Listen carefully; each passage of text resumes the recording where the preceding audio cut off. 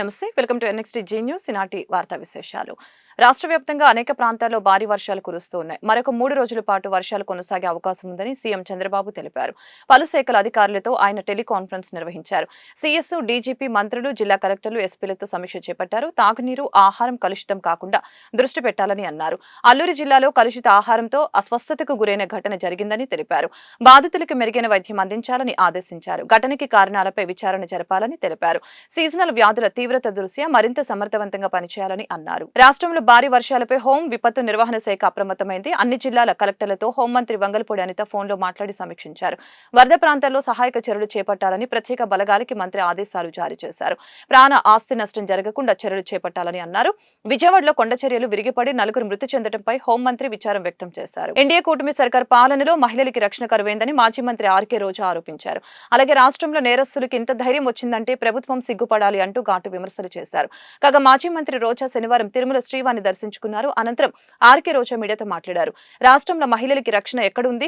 College బాత్రూంలో కెమెరాలు పెట్టి పైశాచిక ఆనందం పొందుతున్నారు. నేరస్తులకు ఇంత ధైర్యం వచ్చిందంటే ప్రభుత్వం సిగ్గుపడాలి.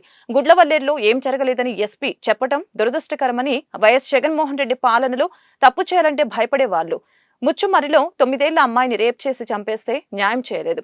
ఆ కుటుంబాన్ని పరామర్శించేందుకు సీఎం, హోంమంత్రి ఎందుకు వెళ్లలేదని రోజా ప్రశ్నించారు. ఆంధ్రప్రదేశ్లో ఆడపిల్లలకి రక్షణ గురించి ఆలోచిస్తే చాలా బాధాకరంగా ఉంది. ఎందుకంటే ఎక్కడ చూసినా రేపులు, మర్డర్లు అండ్ ఆడపిల్లల కాలేజీ బాత్రూమ్స్లో హిడెన్ కెమెరాలు పెట్టి ఏ విధంగా పైశాచిక ఆనందం పొందుతున్నారో మనం చూస్తున్నాం. ఈరోజు నేరస్తులకి ఇంత ధైర్యం వచ్చింది అంటే దానికి ఈ ప్రభుత్వం సిగ్గుపడాలి. ఎందుకంటే గతంలో జగన్మోహన్ రెడ్డి గారి ప్రభుత్వంలో ఒక తప్పు జరగాలి అంటే ఎంత భయం ఉండేదో మీకు అందరికీ తెలుసు. సో ఎవరైనా కూడా దిశ యాప్ని యూజ్ చేయకుండా ఏదైనా అఘాయిత్యానికి అమ్మాయి లోబడితే 24 గంటల లోపల నేరస్తుల్ని అరెస్ట్ చేసి వారిని శిక్షించే విధంగా చట్టాలని కఠినతరం చేశారు. కాబట్టే ఆ రోజుల్లో ముచ్చుమరి లాంటి ఘటనలు జరగటం అనేది మనం చూసుండం. నిజంగా చాలా బాధాకరం. ఒక 9 ఏళ్ల అమ్మాయిని రేప్ చేసి చంపేసి ముక్కలు చేసేశారు. 60 రోజులు అవుతున్న అమ్మాయి శవాన్ని కూడా ఇంతవరకు తీసుకురాలేకపోయారు. అసలు ఆ కుటుంబాన్ని పరామర్శించడానికి సీఎం గారు కానీ హోంమంత్రి గారు కానీ వెళ్ళలేదు అంటే కారణం ఏంటో నాకైతే అర్థం కాలేదు. ఎందుకంటే మదనపల్లిలో ఫైల్స్ దగ్ధమయ్యాయి అనగానే డీజీపీ గారిని స్పెషల్ ఫ్లైట్లో పంపించిన వాళ్ళు ఎందుకు ముచ్చుమరికి స్పెషల్ ఫ్లైట్లో డీజీపీ గారిని కానీ లేదా సంబంధిత మంత్రి గారిని ఎందుకు పంపించలేదు నాకు అర్థం కాలేదు. గుంటూరు వెంకటేశ్వర బాలకుటి స్కూల్ స్థలం రెన్యువల్ విషయంలో గుంటూరు నగరపాలక సంస్థ కౌన్సిల్ సమావేశం వేడిగా జరిగింది. అసలు ఈ స్థలం అగ్రిమెంటు లోపభూయిష్టంగా ఉందని గుంటూరు నగర డిప్యూటీ మేయర్ డైమండ్ బాబు ధ్వజమెత్తారు. స్కూల్ యాజమాన్యం ఎక్కడ రూల్స్ పాటించలేదని తెలిపారు. నామ్స్ ప్రకారం 29 కోట్లు స్కూల్ యాజమాన్యం కట్టాలని అన్నారు. వడ్డీ చెల్లించాల్సి వస్తే ఈ అమౌంట్ రెట్టింపు అవుతుందని అన్నారు. కార్పొరేషన్ స్కూల్ స్థలం ఎందుకు రెన్యువల్ చేయలేదని ప్రశ్నించారు. ఎవరైనా సరే న్యాయానికి కట్టుబడి ఉండాలని సుప్రీంకోర్టు తీర్పుని ఈ సందర్భంగా ఉదాహరించారు. అంతేకాదు ఆ జీవో ప్రతుల్ని మేయర్కి అందజేశారు. ఈ విషయంలో టీడీపీ కార్పొరేటర్లు డిప్యూటీ మేయర్తో వాగ్వాదానికి దిగారు. వెంకటేశ్వర బాలకుటీర్ స్కూల్ స్థలం రెన్యువల్ చేయాల్సిందేనని టీడీపీ కార్పొరేటర్లు కోవెలముడి రవీంద్ర, బాబు, బాలాజీ మేయర్ను కోరారు.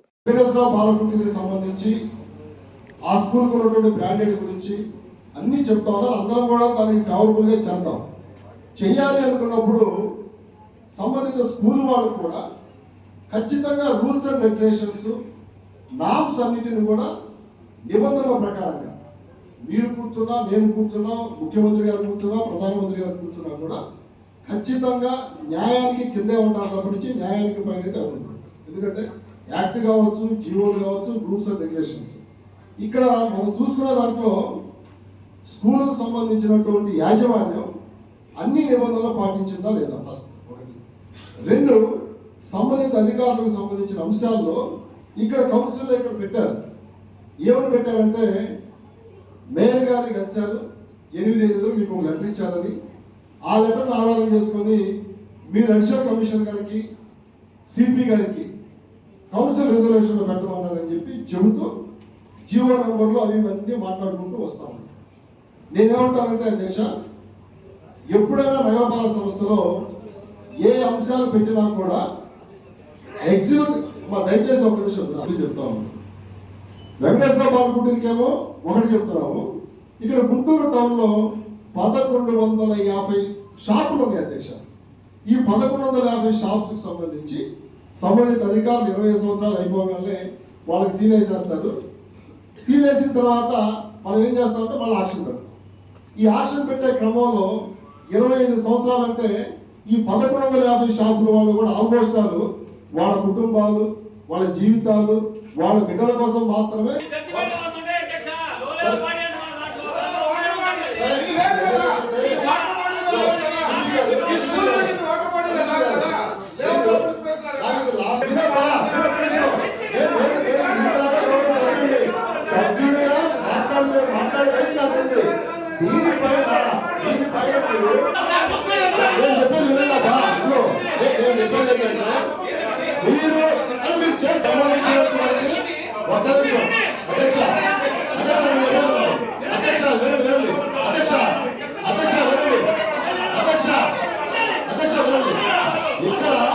ఇక్కడ నిర్ణయం మీరు తీసుకోండి, ఏం అర్థం లేదు.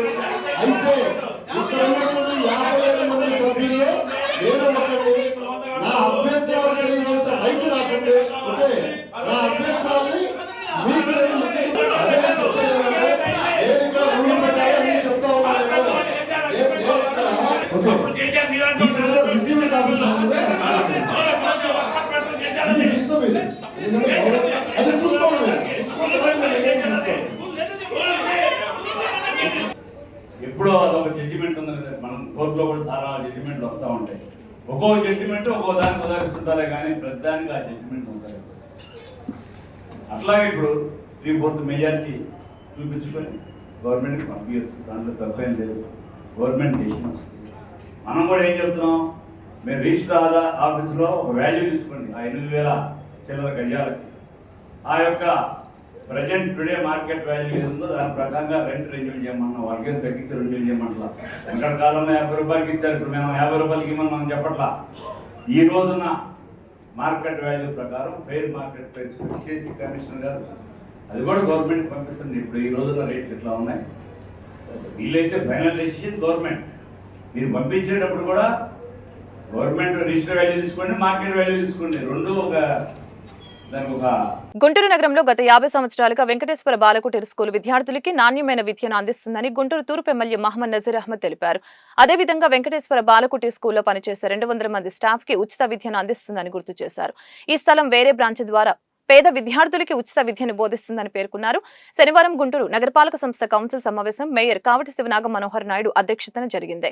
ఈ సందర్భంగా ఎమ్మెల్యే నజీర్ అహ్మద్ మాట్లాడారు. వెంకటేశ్వర బాలకుటీర స్కూల్ స్థలం కార్పొరేషన్ స్థలం కాదని రిజర్వ్ సైట్ అని చెప్పారు. ఈ స్థలం ప్రజల కోసం వినియోగించుకునే విధంగా రిజర్వ్ చేశారని అన్నారు. మిగతా కార్పొరేట్ స్కూల్స్ తో పోలిస్తే ఈ స్కూల్లో ఫీజులు తక్కువ అని చెప్పారు.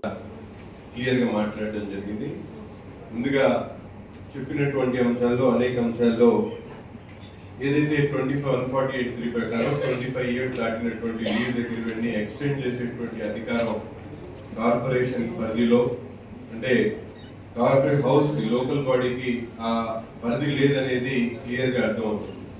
ముఖ్యంగా సోదరుడు డిప్యూటీ మేయర్ వజ్రబాబు గారు చెప్పిన, డైమండ్ బాబు గారు చెప్పినటువంటి విధంగా ఎగ్జిక్యూటివ్ డెసిషన్ అనేది ఎక్కడ కూడా క్లియర్ గా రాకపోవడం అనేది చాలా బాధాకరం. ఎందుకంటే దీంట్లో ఎక్కడైనా కూడా ఆయన చెప్పినటువంటి ప్రాసెస్ ఏదైతే ఉందో ఆ ప్రాసెస్ ప్రకారం వాళ్ళు రూల్ ఆఫ్ లా ఫాలో అవుతున్నారు. కాబట్టి వాళ్ళు ఎక్కడ కూడా వాళ్ళ డెసిషన్ కానీ లేకపోతే వాళ్ళ సజెషన్ కూడా ఇవ్వకపోవడం అనేది ఇక్కడ కనిపిస్తా ఉంది. అందుకని కౌన్సిల్ ఏ తీర్మానం చేసుకున్నా కూడా కౌన్సిల్లో ఉన్నటువంటి హౌస్ లో ఉన్నటువంటి వాళ్ళ కార్పొరేషన్ సంబంధించినటువంటి కౌన్సిలర్స్ కానీ లేకపోతే కార్పొరేటర్స్ కానీ వాళ్ళ డెసిషన్ ని చెప్పక ముందు ఎగ్జిక్యూటివ్ బాడీ ఎక్కడో ఒక చోట వాళ్ళ ప్రెజెన్స్ అనేది చూపించాల్సినటువంటి అవసరం ఉంది. కాకినాడ జిల్లా పిఠాపురం పురపాలక సంఘ కౌన్సిల్ సమావేశం రసాభాసగా నడిచింది. కమిషనర్ కనకారావు, డిఈ భవానీ శంకర్ తీవ్ర వాగ్వాదానికి దిగి ఒకరిపై ఒకరు దాడి చేసుకున్నారు. ఎన్నికల సమయంలో డిఈ భవానీ శంకర్ సెలవులపై వెళ్లారు. కొంతకాలంగా ఇద్దరి మధ్య విభేదాలు కొనసాగుతున్నాయి. డిఈ భవానీ శంకర్ ఉండగా ఈఈ చేత ఫైల్స్ పై కమిషనర్ కనకారావు సంతకాలు చేయించుకున్నారు. ఈ విషయంలో ఇద్దరి మధ్య మాటల యుద్ధం చోటు చేసుకుని చివరికి అందరూ చూస్తుండగానే బాహాబాహీకి దిగారు.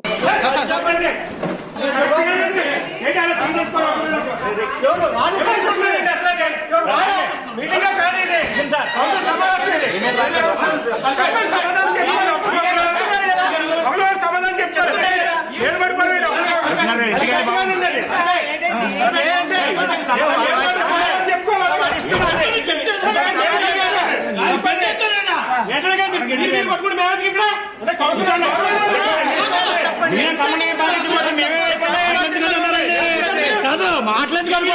గుంటూరులో గత 50 సంవత్సరాలుగా కొనసాగుతున్న వెంకటేశ్వర బాలకుటీర్ స్కూల్ స్థలం రెన్యూవల్ అంశాన్ని ప్రభుత్వం పెద్దలు దృష్టికి తీసుకువెళ్లాలని సిఫార్సు చేస్తున్నామని నగర మేయర్ కావటి శివనాగ మనోహర్ నాయుడు తెలిపారు.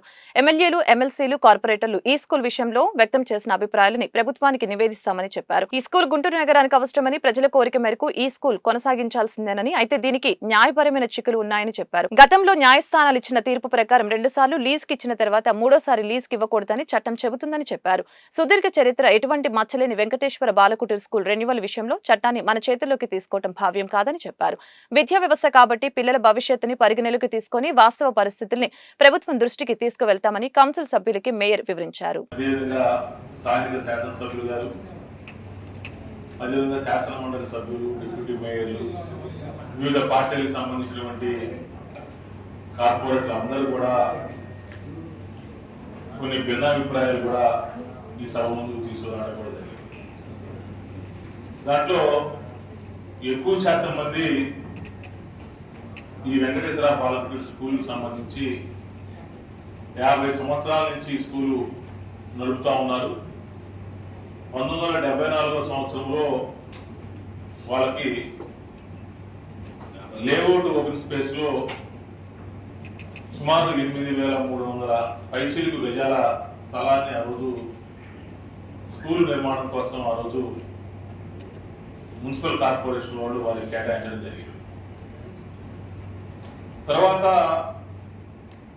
74 నుంచి 99 వరకు, దాని తర్వాత 99 నుంచి రేపు వచ్చే నెల సెప్టెంబర్ వరకు, అంటే సుమారు 50 సంవత్సరాల పాటు ఎంతో మంది విద్యార్థుల్ని ఆ స్కూల్లో చదివించి ఉన్నతమైనటువంటి స్థానాల్లో ఈరోజు గుంటూరు నగర ప్రజలు ఉన్నారనే దానికి ఎటువంటి అతిశయోక్తి లేదు, వాస్తవం.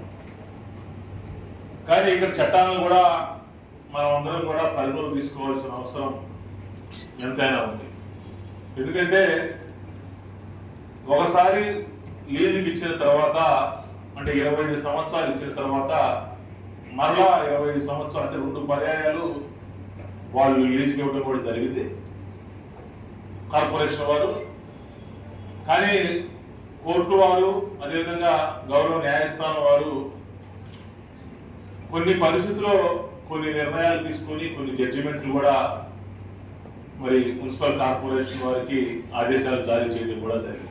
వంగవీటి మోహన రంగ పేరుతోనే వైబ్రేషన్ ఉందని ఆయన తనయుడు వంగవీటి రాధ గుంటూరు తూర్పు ఎమ్మెల్యే నజీర్ అహ్మద్ తెలిపారు. నాయకుడంటే ప్రజల మనసును గెలుచుకోవాలి, ప్రజల కోసం పోరాడాలి, ప్రజా సమస్యల్ని పరిష్కరించాలని చెప్పారు. ప్రజల్ని, నాయకుల్ని పట్టించుకోకపోతే మొన్న జరిగిన ఎన్నికల తీర్పే సరైన ఉదాహరణ అని గుర్తు చేశారు. గుంటూరు ఐపీడీ కాలనీ మెయిన్ రోడ్లో గణేష్ యూత్ ఆధ్వర్యంలో నూతనంగా ఏర్పాటు చేసిన దివంగత నేత వంగవీటి మోహన రంగ విగ్రహాన్ని ఆయన తనయుడు వంగవీటి రాధ గుంటూరు తూర్పు ఎమ్మెల్యే నజీర్ అహ్మద్ ఆవిష్కరించారు. ఈ మేరకు రంగ విగ్రహానికి వారు పూలమాలలు వేసి ఘనంగా నివాళులర్పించారు. అనంతరం ఏర్పాటు చేసిన సభలో వంగవీటి రాధ ఎమ్మెల్యే నజీర్ అహ్మద్ మాట్లాడారు. కేవలం 3.5 ఏళ్ల పాటు ఎమ్మెల్యేగా ఉండి 3.5 దశాబ్దాల పాటు ప్రజల స్ఫూర్తి నింపుతున్న నాయకుడు వంగవీటి మోహన రంగాన్ని కీర్తించారు. అవసరం వచ్చినప్పుడు కలిసి పోరాడే శక్తి కూడా ఆయన మనకు ఇచ్చారని అన్నారు. రంగా ప్రజల మనిషి అని, పేదరికంపై ఆయన అలుపెరగని పోరాటం చేశారని పేర్కొన్నారు. ఈ కార్యక్రమంలో జనసేన పార్టీ జిల్లా అధ్యక్షులు గాదె వెంకటేశ్వరరావు, బీజేపీ జిల్లా అధ్యక్షులు వనమ నరేంద్ర, టీడీపీ నాయకులు ఉగ్గిరాల సీతారామయ్య, కాపు నాయకులు దాసరి రాము, పాకనాటి రమాదేవి, ఆళ్ల హరి, జగన్, గణేష్ యూత్ సభ్యులు పాల్గొన్నారు.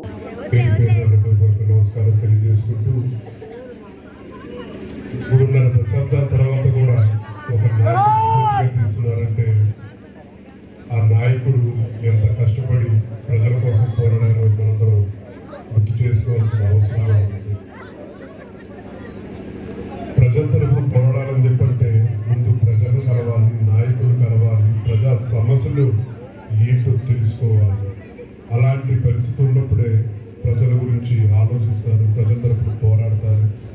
ప్రజల తరఫున పోరాడితే ఎల్లప్పటికీ ప్రజలు అభిమానం గుండెల్లో పెట్టి చూసుకుంటారని చెప్పని ఒక నిదర్శనమే కీర్తిశేషులు వంగవీటి మోహన రంగ గారిని చెప్పని కూడా సగర్వంగా చెప్పుకుంటా ఉన్నారు.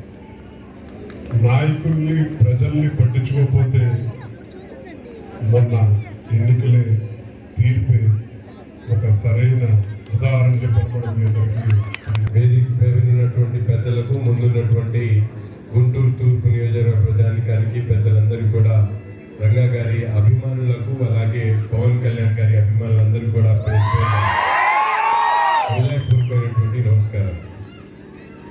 ఈరోజు మనం చాలా గొప్ప కార్యక్రమం చేసినటువంటి భావన నాకైతే ఉంది. ఎందుకంటే పేదల కోసం ఏ వ్యక్తి అయితే పూర్తి స్థాయిలో తన ప్రాణాన్ని బలిచ్చినటువంటి మహనీయుడు వంగవీటి మోహన్ రంగా గారు.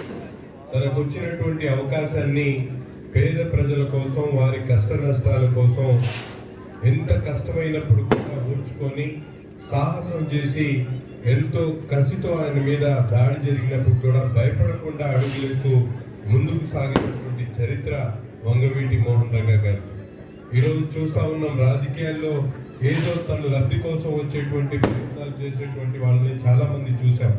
కానీ ఈరోజు చరిత్రలో వంగవీటి మోహన్ రంగా గారు ఎంతకాలం బ్రతికామన్నది కాదు, బ్రతికినంత కాలం ఏ విధంగా బ్రతికామన్నది వంగవీటి మోహన్ రంగా గారిని చూసి ఒక లెజెండ్ గా, ఒక టైగర్ గా తన జీవితాన్ని ప్రజలకు అంకితం చేసినటువంటి మహానుభావుడు వంగవీటి మోహన్ రంగా గారు. రాష్ట్రంలో భారీ వర్షాలు కురుస్తూ ఉన్నాయి. ఈ క్రమంలో ప్రకాశం బ్యారేజ్కి వరద ఉధృతి కొనసాగుతుంది. ప్రస్తుతం బ్యారేజ్కి 3.24 లక్షల క్యూసెక్ల వరద నీరు వచ్చి చేరుతోంది. దీంతో అధికారులు మొత్తం 70 గేట్లు ఎత్తి 3.2 లక్షల క్యూసెక్ల నీటిని దిగువకు విడుదల చేస్తున్నారు. బ్యారేజ్ నుంచి కాల్వాలకి 3,507 క్యూసెక్లు విడుదల చేశారు. భారీ వర్షాల కారణంగా కొండ చర్యలు విరిగి పడుతూ ఉండటంతో విజయవాడ దుర్గగుడి ఘాట్ రోడ్లోని అధికారులు మూసివేశారు. దుర్గగుడి పైవంతని కూడా తాత్కాలికంగా మూసివేశారు. గుంటూరు జిల్లాలో విషాదం చోటు చేసుకుంది. పెదకాకాని మండలం ఉప్పలపాడు సమీపంలో వాగులో ఓ కారు కొట్టుకుపోయింది. ఈ ప్రమాదంలో ప్రయాణిస్తున్న ముగ్గురు మృతి చెందారు. నంబూరు పాఠశాలలో పనిచేస్తున్న రాఘవేంద్ర పాఠశాలకి సెలవివ్వడంతో ఇద్దరు విద్యార్థుల్ని తీసుకువెళ్తూ ఉండగా ప్రమాదం చోటు చేసుకుంది. రహదారిపై వరద నీరు ప్రవహిస్తున్న ఆగకుండా వెళ్లడంతో ఉధృతికి కారు కొట్టుకొనిపోయింది. ఈ ఘటనలో రాఘవేంద్రతో పాటు చిన్నారులు సాత్విక్, మానిక్లు మృతి చెందారు. భారీ వర్షాలు గుంటూరు, విజయవాడ నగరాలని అతలకుతలం చేశాయి.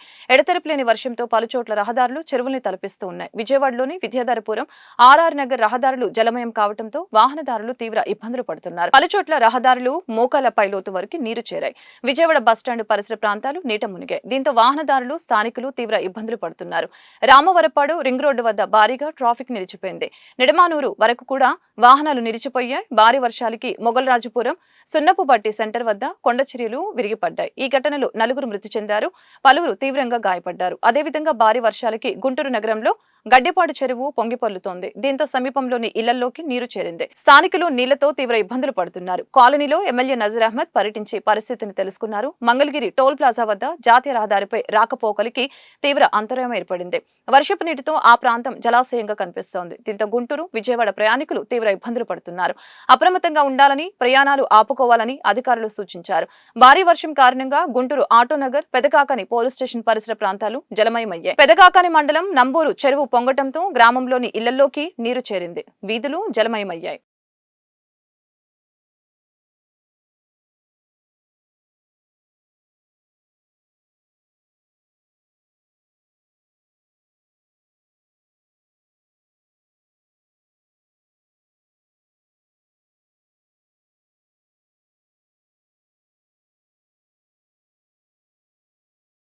ఈ వార్తలు ఇంతటితో సమాప్తం. మరొక బులెటిన్ మళ్ళీ కలుద్దాం. నమస్కారం.